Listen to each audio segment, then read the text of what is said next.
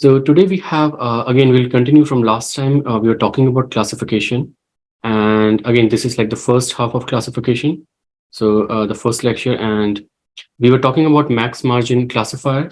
And I think you will also, you will have like, you have a programming assignment on classification, and that's using nearest neighbor, which is kind of a simplistic format. So let's continue on that. So today we'll have this new segment, which is support vector machine. And again, this is going to be like on top of what we discussed last time on max margin classifier. Okay, so let's try to understand like why we need support vector machines and why maximum margin classifier was not sufficient. So let's try to understand this scenario. In this case, we have two different classes. We have blue and we have purple. All right, and again, this is projected on 2D space. And of course, we can generalize this to a multidimensional space as well. But in this particular scenario, if I have to build like a classifier, or let's say like linear classifier for sake, then it doesn't matter like what kind of boundary I draw. I will never be able to separate these two classes. Okay, so this is kind of a special case where your training samples are actually not separable. And the reason is, if you look at like these purple dots over here, this one and this one, so they're kind of in middle of these blue dots. And same is the case with like, you can say like the blue dot over here, it's kind of very close to the blue dots. So no matter what kind of boundary you draw, what kind of straight line you draw, you will always have error in your training sample. All right. So then how we can handle that? So one easy solution is we kind of relax the condition that your classifier should be perfect on the training data. So we relax that condition and we allow some kind of errors. Okay. So in that case, what will happen is, if we draw like your decision boundary, and then of course we'll have the margins. So this is like the starting point for your support vector machines. And these are your support vectors. So this was like a cleaner case when your classes were clearly like separable. And if you have to train like your support vector, max margin classifier, you will get something like this, where this will be the decision boundary, which is represented by this equation here. Okay, you need like two different parameters. And the margins will perfectly touch like these extreme points. For example, this red dot here and green dot here. And the condition is none of the samples from either of these two classes should actually be inside these margins. Okay, so that was the condition, and that's possible when you have a cleaner scenario. But if it's a non-separable case, then what we can do is we can actually allow some of these samples to cross these boundaries. Okay, so what we do, we not just allow like these samples to cross the support vectors, but we also allow to cross the decision boundary itself. So in this case, you can see that you have a red dot over here, which is lying completely like towards the green dots. So in case of max margin classifier, I mean, you will not be able to come up with a solution because you cannot draw like a linear line separating these two. So, but in this case, if you allow this kind of error, then what will happen is, even if your samples are non-separable, you will be able to come up with a decision boundary. And then what's happening here is, for some of these samples, you will compute like this error term. Okay, so for example, if this is your support vector, then you will compute like the distance between this support vector with this sample, which is actually crossing the boundary. So in this case, you will see like three different red dots are actually crossing the boundary. The first two are crossing the support vector. So you have like this eta1 and eta2 as error. And this red one is actually even crossing the decision boundary and also crossing the other support vector. So you have like a very big error here, which is eta5. And similarly, you have errors for like some of the green samples here. Okay, so this is crossing the support vector. That's some error. And again, this one is again crossing the decision boundary. So you have a bigger error. And what you do is, then you try to sum up all these errors. All right, so that's kind of error you will have in your training samples. And then you have like some kind of constraint. You say that you will have some kind of total budget, and whatever error you have from these samples, that should not be greater than this constant. Okay, so that's kind of your allowable error. And with that constraint, you can actually find this equation, and then again your support vectors depending upon what your margin is. Of course, like all that optimization is not going to change. The only constraint you have is this new one, which will compute what kind of error you have for each of these samples. All right. So this is called a support vector classifier, and the only difference between your max margin classifier and support vector classifier is, in max margin, you don't have that error. None of the samples can cross the support vectors. None of the samples can cross the decision boundary. In support vector classifier, you might have some samples which are crossing your decision boundary or your support vectors. Okay, so that's the only difference. So this, that you first try to maximize this margin. And these are the parameters, like the parameters of your equation or your plane, depending upon like what kind of dimensionality you have in your data. And then you have additional terms, like these are error terms. So for each sample, you will compute this error. And for most of the samples, the error will be 0 because they will be like in the right side of the plane, right? But these will like come into account when some of the samples are actually trying to cross the boundary. So you will have, again, this is the same condition. You are trying to minimize like the parameters of that equation. So don't worry about this. All this is your max margin classifier. And again, this is also coming from your max margin classifier, because what it's trying to do is, so this is your learned equation. Okay, so your beta 0, beta 1, all these are your parameters. P will depend on like what's the dimensionality of your space. And yi is just a sample. Like, so for each sample, you will, yi is actually your class label. So it will be either +1 or -1, depending upon which class you have. So each sample you will put in this equation, and then it will give you like some kind of sign. Either it's positive or negative, depending upon which side of the decision boundary that point lies. And then you will try to maximize this margin, right? So instead of just sign, you look at this value, like how far that point should be from the decision boundary. So that's the margin M. And this is the additional term, the error. So for each sample, you will have this kind of error. So this is the additional term you will have in support vector classifier. And later you will see that you have a lot of hyperparameters when you try to train your support vector machine or support vector classifier. And one of the important parameter, if you have trained like these models before without understanding what it is, so you might have seen like this parameter, hyperparameter C. Okay, so that C actually means this allowable error you can have in your training samples. Okay, and again, this is a hyperparameter you will set when you're training your classifier. And again, as you change your budget for this value of C, your decision boundary will change and your support vectors will change. Okay, so this is like a non-negative tuning parameter. Of course, non-negative because you want like some allowable positive error, right? If it's negative, then it's same as your maximum margin classifier, because you're not allowing any error. All right, so that's the difference between maximum margin classifier and support vector classifier. And so again, this is just showing you one example where you can see like you have again two classes, blue and purple. And in this case, they are clearly separable,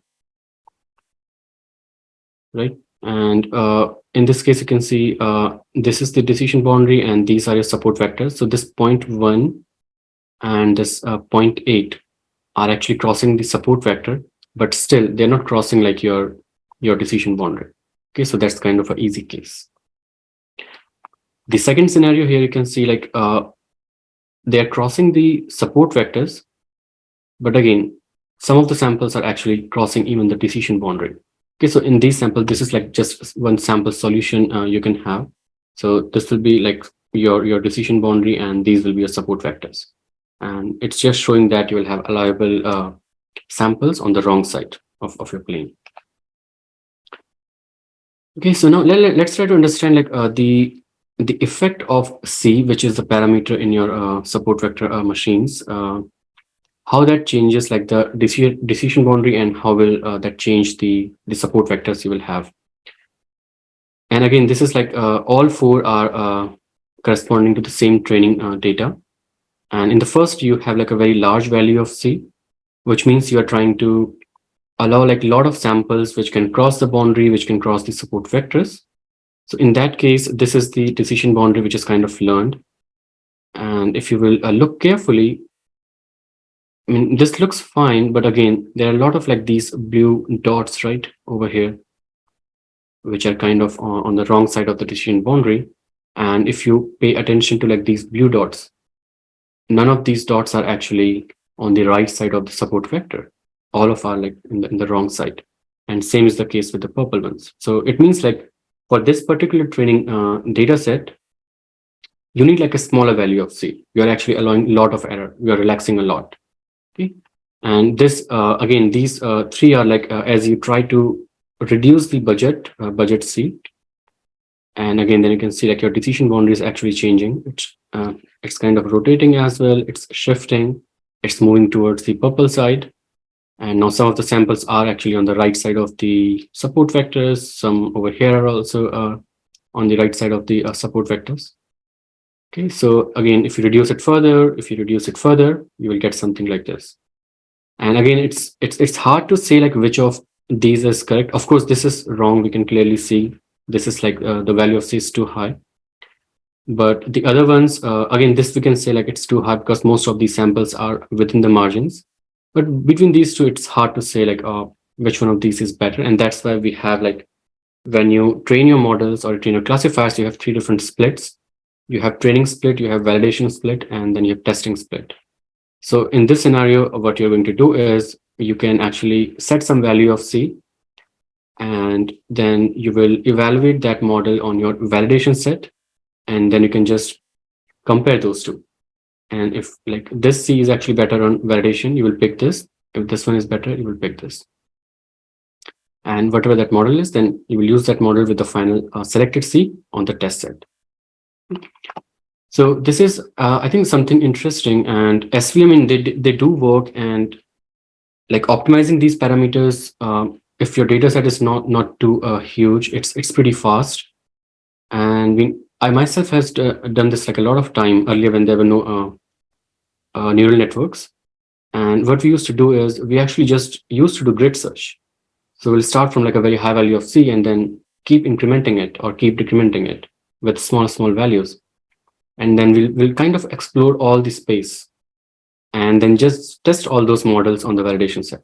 Okay, so that's called, you can say you're trying to like fine tune your parameters to determine like a better model on the target data set. Okay, and it is required because all data sets are different. And when I say all data sets are different, so, and there are a lot of different ways they can be different, but what we are interested in here is like this data set is like what we're interested in, what's the distribution of the samples like in this embedding space. Okay, so that's the unique property of this data set. And again, if you have a different data set like this scattered plot over here might look different. And that's why we need to hypertune or fine tune these parameters. All right, so that was about the parameter C. Now, another interesting aspect is, until now we have seen that your decision boundary is always linear. And that's kind of restrictive, right? Why it has to be linear? It could be like a curve or something. But then the issue is when it's very hard to learn like those curves. And we will discuss like a very, very clean solution where you don't have to learn those curves.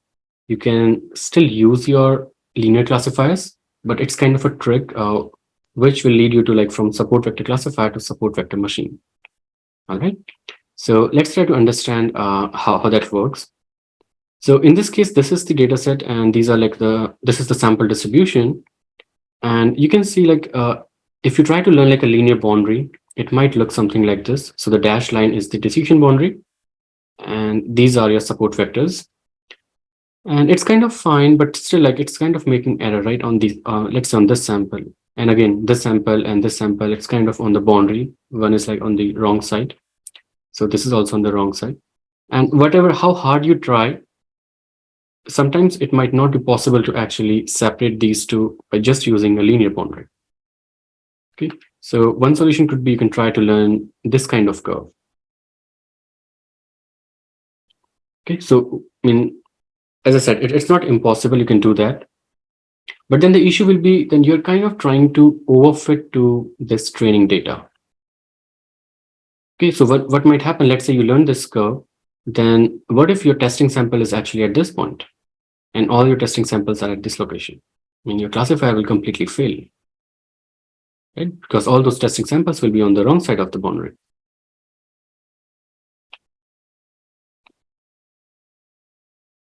Okay, so that's what is the limitation of your support vector classifier. And that's just one scenario where the boundary is not linear. The other interesting case is, what if they are not even connected? Right? For example, you could have a data set which is something like this. If you look at the distribution, and the blue dots over here and the blue dots over here, they actually belong to the same category. But in the embedding space, they are actually far away. Right? So in between, you have this purple class. Now, I mean, how hard you try, I mean, you can for sure not create a decision boundary which is linear and use that as a classifier to solve the classification problem on this kind of data. Okay, so if you try to learn, let's say, a support vector classifier using this training data, you might get something like this. But again, it might work for some samples. Let's say your accuracy could be, let's say, what, 40%, 50%, depending upon how many of these samples are actually falling in this side. And so all these purple ones are correct and all these blue ones are correct. But then you might have a lot of purples here as well and a lot of blues here as well. So you might get, let's say, 40%, 50%, but it can never go beyond that. Okay, because it doesn't have that capability to separate this kind of space. So now, if you think about this, one easy solution could be, if your decision boundary looks like a circle, okay, then that seems like a very good classifier for this kind of data. And then you can say that whenever a sample is inside that circle, it's like purple. Outside the circle, it's blue. Okay, so let's see see how we can do that. And that will lead us to nonlinear SVM, and that's also called support vector machine. So what will happen is we'll still learn your linear boundary. Okay, it's not that we're trying to learn nonlinear boundary, but still this is the trick. It will work as it is actually nonlinear. Okay, so I think this is a pretty cool idea. Bear with me, and we can come back to this again if you don't understand this. Now look at this Euclidean space here. So these are all the samples coming from red class and blue class, and you can clearly see that whatever linear boundary you try to draw, you cannot separate these two classes. But you can have a non-linear boundary. Let's say this circle, and this circle can actually very easily differentiate between blue and red. Okay, now what you can do is you can project all of these points. So right now they are in two-dimensional space. What you can do is you can try to project them into three-dimensional space. Okay, and how we can do that, I mean, you can use any function to actually project this to three-dimensional space. And I will give you one example how you can do it. So this is your dimensionality of the source domain. So in this case, two-dimensional.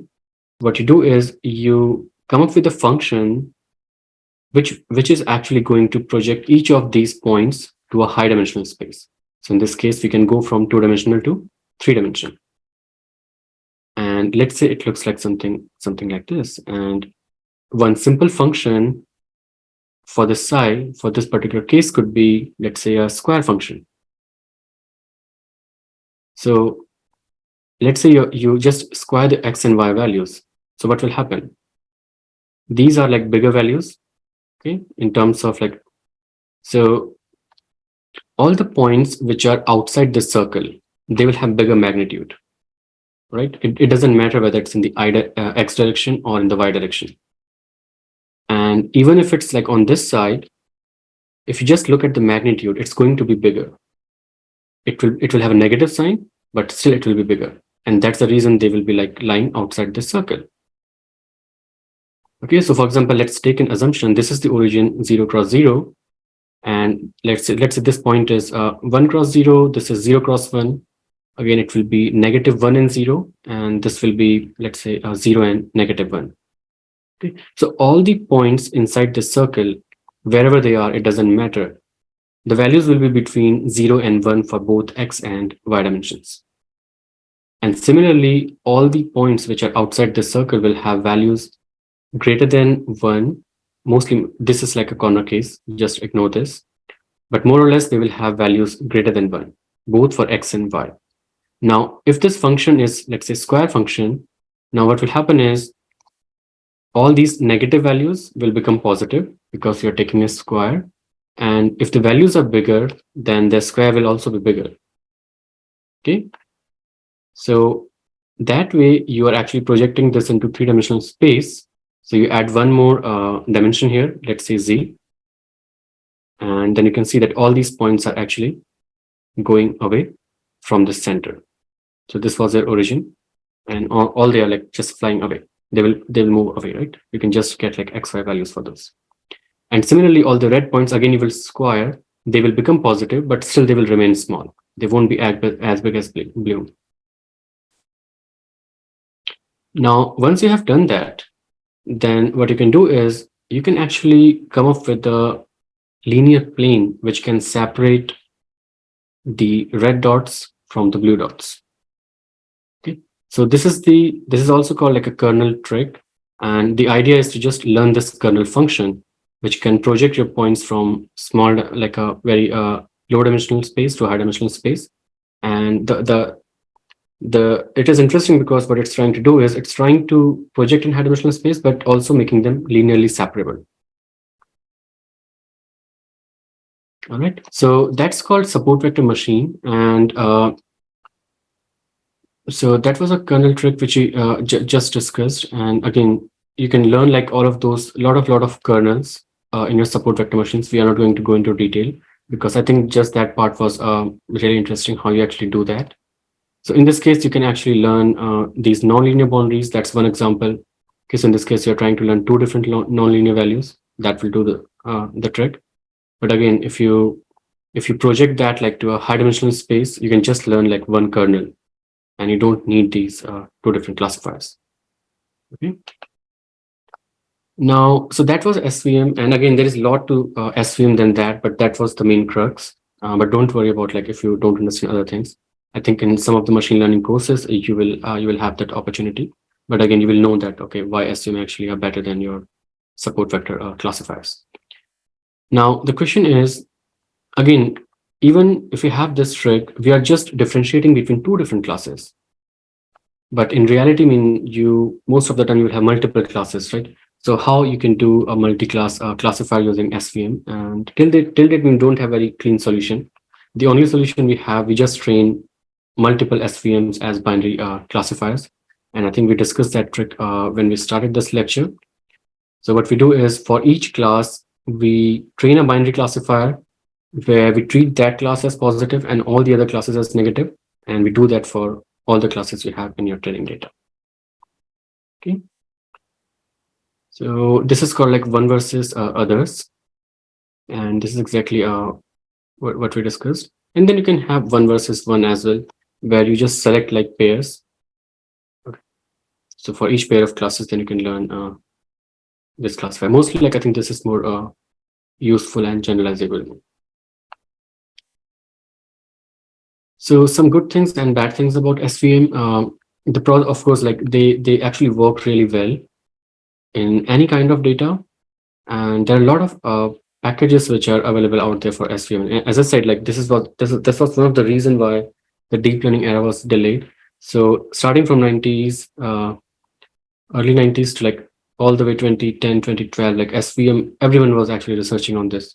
So there's a lot of research and a lot of available code out there. The idea of this kernel-based framework, the transformation, that is actually very, very powerful. It's very flexible. And it allows you to learn like very, very complex decision boundaries. Because how complex a decision boundary is, if you just try to project that to a high dimensional space, that might turn it to like a very, very simple boundary, just a linear boundary. Okay, so that idea is very powerful. It's just like it was used in SVMs, but in general, I think that idea is very interesting. And I think so far I haven't seen like that kind of idea being incorporated into neural networks. If one can do that, I mean, I think that will make the neural networks even powerful. In a way, I mean, they might be doing it, but we haven't seen that done explicitly. And I will say that's like a very, very challenging research question as well.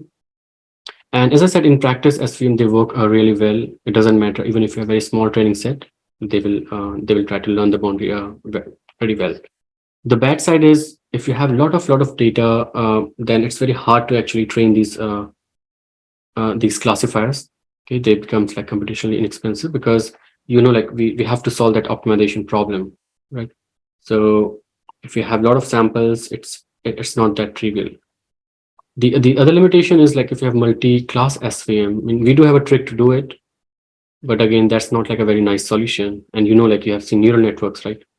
So it does it very effectively. I mean, you can have 2 classes or 1,000 classes. It doesn't matter. So yeah, that's the other issue, like computational or memory concern. If you have a lot of samples, it's very difficult to train these.